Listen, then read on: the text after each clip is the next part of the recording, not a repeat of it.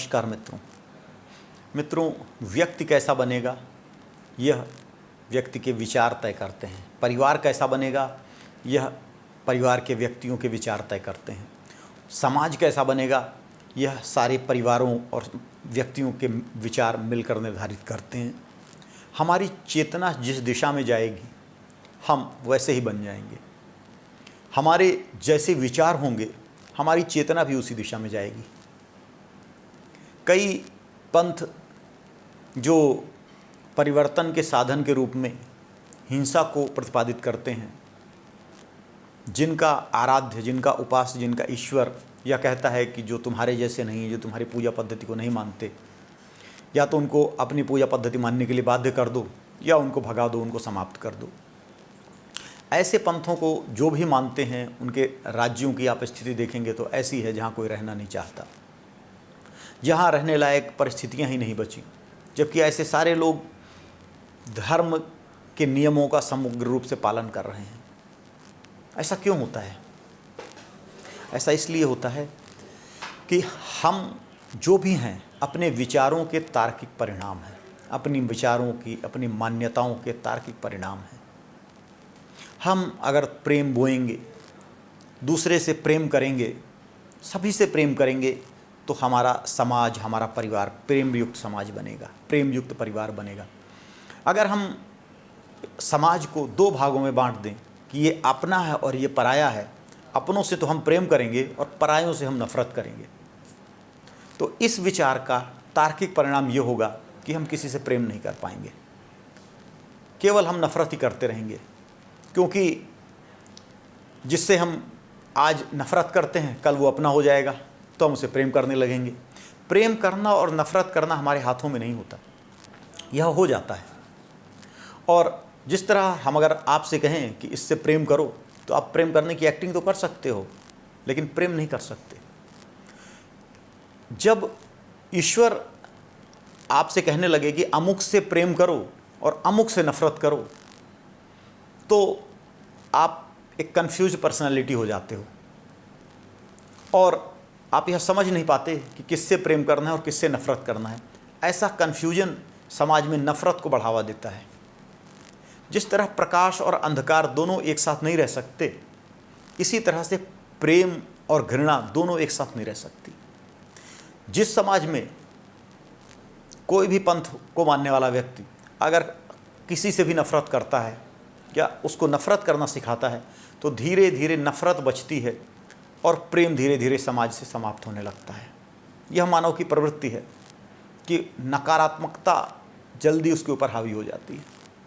अगर आप कहीं जा रहे हों और किसी का मर्डर किसी ने कर दिया हो या किसी का एक्सीडेंट हो गया हो, तो किसने एक्सीडेंट किया इसमें लोगों की ज़्यादा इंटरेस्ट रहता है, उसको हॉस्पिटल उठा के कौन ले गया इसमें लोगों का इंटरेस्ट कम रहता है। ये मानव प्रवृत्ति है।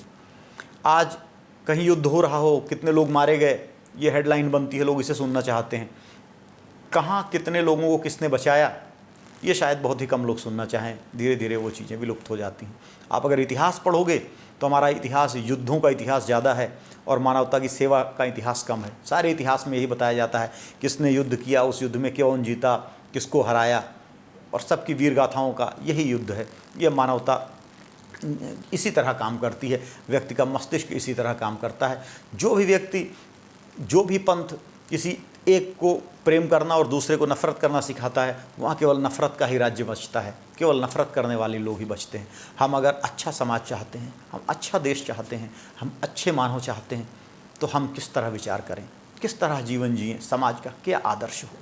भगवान कृष्ण कहते हैं अद्वेष्टा सर्वभूतानां मैत्रः करुण एव च निर्ममो निरहंकारः समदुःखः सुखः क्षमी। बहुत ही पवित्र, बड़ा ही पावन श्लोक है। ये सारी मानवता के लिए है, समग्र मानव जाति के लिए है। ये ऐसा श्लोक है जिसको हर मानव को अपने जीवन में पालन करना चाहिए। अगर वह अपने जीवन में, अपने परिवार में और अपने राज्य में और पूरी दुनिया में शांति चाहता है तो इस श्लोक पर अमल अवश्य करना चाहिए। इसका अर्थ है अद्वेष्टा सर्वभूतानां, अर्थात जितने भी भूत हैं, प्रकृति में जो कुछ भी है, जो कुछ भी हो चुका है, उनके प्रति, किसी के प्रति भी द्वेष न रखे। अद्वेष्टा सर्वभूतानां, केवल मनुष्यों के प्रति ही द्वेष न रखे नहीं, मनुष्यों के प्रति भी द्वेष न रखे, पशुओं के प्रति भी द्वेष न रखे, नदियों के प्रति, पहाड़ों के प्रति, वृक्षों के प्रति, किसी के प्रति भी द्वेष न रखे, कोई उसका दुश्मन न हो। अद्वेष्टा सर्वभूतानाम मैत्रः करुण एवच। ऐसा नहीं केवल द्वेष न रखे, नकारात्मक प्रवृत्ति न रखे। द्वेष न करना भी एक नकारात्मक प्रवृत्ति हो गई, मैं किसी से द्वेष नहीं करता, नहीं, बल्कि मैं सबसे मित्रता रखता हूँ और सबके प्रति करुणा रखता हूँ। जो भी दुखी है मैं उसके दुख से दुखी हो जाऊँ। एक जानवर है, बेजुबान है, अगर कोई उसको मार रहा है तो मैं उसके दुख से दुखी हो जाऊँ। किसी को भी दुख मिल रहा है मैं उससे दुखी हो जाऊँ। मेरे अंदर सहानुभूति हो, मैं करुणा हो, मैत्री हो, अर्थात मैं उसके दुख का निवारण करने का यथाशक्ति प्रयास करूँ। अद्वेष्टा सर्वभूतानां मैत्रः करुण एवच निर्ममो निरहंकारः समदुःखः सुखः क्षमी। निर्ममो, निर्मम केवल ममत्व न हो कि यह मेरा है इसीलिए यह मुझे प्यारा है, यह मेरा नहीं है इसके साथ जो बुरा होना है हो जाए, ऐसा नहीं।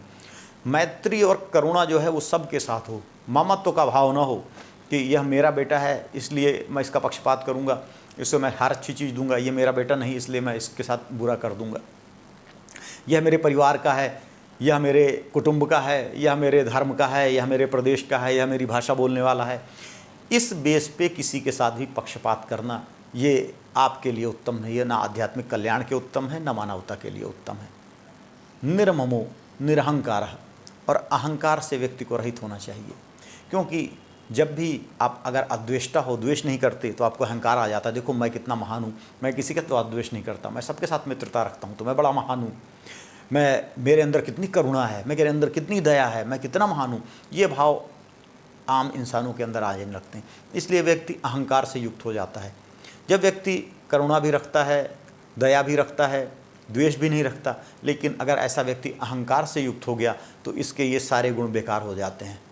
वह अहंकार उसे फिर अधोगति की ओर ले जाता है और धीरे धीरे उसके अंदर ममत्व फिर आने लगता है, फिर वो द्वेष रखने लगेगा, फिर वो दूसरों का दिल दुखाने लगेगा और उसके अंदर बुराइयाँ हैं। इसलिए निरहंकारी रहना बड़ा महत्वपूर्ण है जीवन में। अगर आप किसी को भी उच्च अवस्था में देखोगे, आगे की ओर बढ़ते देखोगे, तो वो अपने अहंकार को छोटा करता जाता है और अहंकार को समाप्त कर देना ही प्रभु की शरण में जाने का रास्ता है।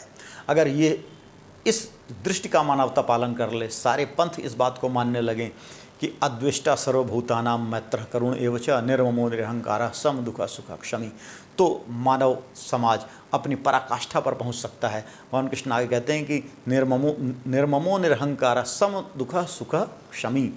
सम दुख सुख, तुम्हें सुख मिले या दुख मिले, समत्व भाव से चयन करो। न सुख में बहुत ज़्यादा सुखी होगे पागल हो जाओ, न दुख में इतने विवल हो जाओगे डिप्रेशन में चले जाओ। सम दुख सुख।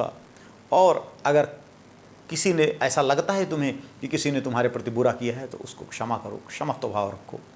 यह संदेश पूरी मानवता के लिए है। भगवद गीता विश्व की शायद पहली और आखिरी ऐसी किताब है जो ऐसे भाव पूरी मानवता के लिए रखती है, पूरे संसार के लिए रखती है, न केवल मानवों के लिए बल्कि पशुओं के लिए भी रखती है। मानव पशुओं के अलावा पृथ्वी और समस्त ग्रहों के लिए भी ऐसी भावना रखती है। जो कुछ भी संसार में है उन सब के लिए ऐसी कल्याण की, ऐसी मैत्री की, ऐसी करुणा की भावना रखना, ऐसी क्षमा की भावना सिखाने वाली यह विश्व की पहली पुस्तक है। यह विश्व की एकमात्र पुस्तक है, धार्मिक पुस्तक है जो यह सिखाती है, इतने ऊंचे विचारों को प्रतिपादित करती है। यह विचार ऐसे विचार हैं जिसमें सारे विश्व को चलना चाहिए, समग्र संसार को चलना चाहिए। इस विचार का पालन अगर सारा विश्व करने लगे तो पूरे विश्व में शांति स्थापित हो जाएगी, विश्व में प्रेम स्थापित हो जाएगा। यह विचार है। और इस विचार पर अगर कोई व्यक्ति भी चलने लगे तो वह भी संसार का श्रेष्ठतम व्यक्ति हो जाएगा और उसका जीवन सफल हो जाएगा। यह आदर्श है। कहने में तो बड़ी अच्छी लगती हैं, बड़ी ऊंची बातें हैं और सुनने में भी बातें बहुत अच्छी लगती हैं, लेकिन इन पर अमल करना उतना ही कठिन है जितना अपने मन को कंट्रोल में करना। जब जितना अपनी इच्छाओं को नियंत्रित करना जितना कठिन है, उतना ही इस रास्ते पर चलना कठिन है। क्योंकि व्यक्ति में अगर प्रेम है तो ईर्ष्या द्वेष भी है, अगर मैत्री है तो विरोध भी है, शत्रुता भी है, करुणा है तो क्रोध भी है, अगर क्षमा है तो बदला भी है। एक भाव को इतना बढ़ा देना कि दूसरा भाव समाप्त हो जाए, ये बड़ा कठिन कार्य है। और यह कार्य व्यक्ति प्रभु की इच्छा से ही कर सकता है, प्रभु की कृपा से ही कर सकता है। तो प्रभु की कृपा के लिए हमेशा जो प्रभु ने दिया उसके लिए हमें उसके प्रति आभारी होना चाहिए, थैंकफुल होना चाहिए और इस दिशा में धीरे धीरे अपने आप को बढ़ाना चाहिए। और यह कर्तव्य, इस अवस्था में आप तभी आ सकते हो जब सारे विश्व में यह संदेश जाए और सभी विश्व में प्रेम करें। अगर एक देश दूसरे देश के विरुद्ध आक्रमण कर रहा हो तो ऐसा माहौल नहीं बन सकता विश्व में।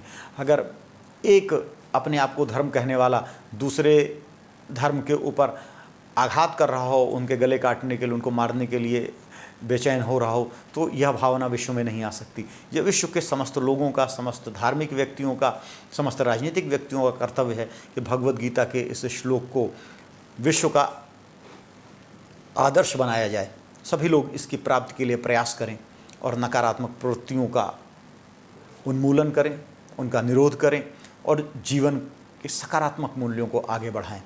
यही भगवान कृष्ण का उपदेश है, यही भगवद गीता का आदर्श है और हम सबको इसी में आगे बढ़ने का प्रयत्न करना चाहिए, इसी रास्ते पर आगे चलना चाहिए। हरि ओम तत्सत।